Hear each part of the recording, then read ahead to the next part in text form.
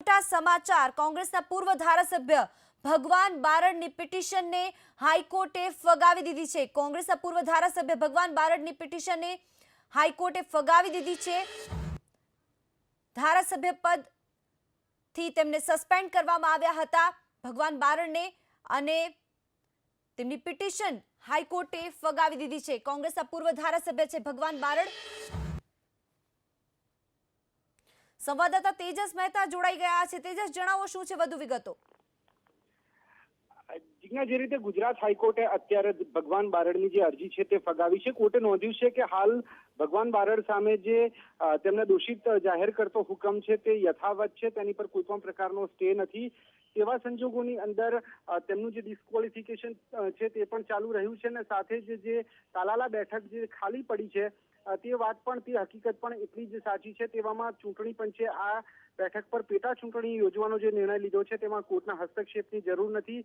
બાકીના તમામ પ્રશ્નો જે પિટિશનની અંદર ઉભા કરવામાં આવ્યા હતા તે તમામ પ્રશ્નોને કોર્ટે ખુલ્લા રાખ્યા છે, પરંતુ માત્ર ને માત્ર કન્વિક્શનના મુદ્દા ઉપર, એટલે કે ભગવાન બારડને દોષિત જાહેર કરવાના મુદ્દા પર કોર્ટે આખો નિર્ણય લીધો છે। પેટા ચૂંટણી હવે તાલાલા બેઠક પર યોજાશે। ધારાસભ્યની મુશ્કેલીમાં વધારો થયો છે।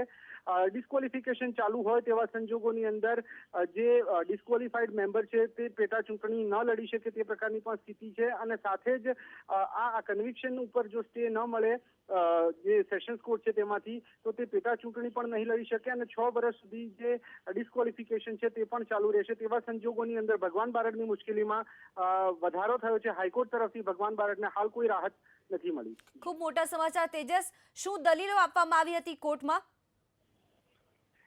જીજ્ઞા, જે રીતે દલીલોની વાત કરીએ તો દલીલોમાં મુખ્યત્વે ભગવાન બારડ તરફથી આવી હતી કે આખા મામલાને લઈને કોર્ટની અંદર જ્યારે મામલો પેન્ડિંગ હતો તેવા સંજોગોની અંદર વિધાનસભાના સ્પીકરે જે રીતે ઉતાવળીયો નિર્ણય લીધો અને ડિસ્ક્વોલિફિકેશન જાહેર કરીને સાથે જ જે પ્રમાણે બેઠક ખાલી જાહેર કરી, તે નિર્ણય ખોટો અને ઉતાવળીયો હતો, અને ત્યારબાદ જ્યારે સેશન્સ કોર્ટે સ્ટે આપ્યો હતો તે સ્ટેની ઇલેક્શન કમિશનને જાણ પણ કરવામાં આવી હતી, તેમ છતાંય પેટા ચૂંટણી જાહેર કરવામાં આવી। આ પણ ઉતાવળીયો નિર્ણય હતો તે પ્રકારની બિલકુલ, આભાર તેજસ તમામ જાણકારી આપવા માટે।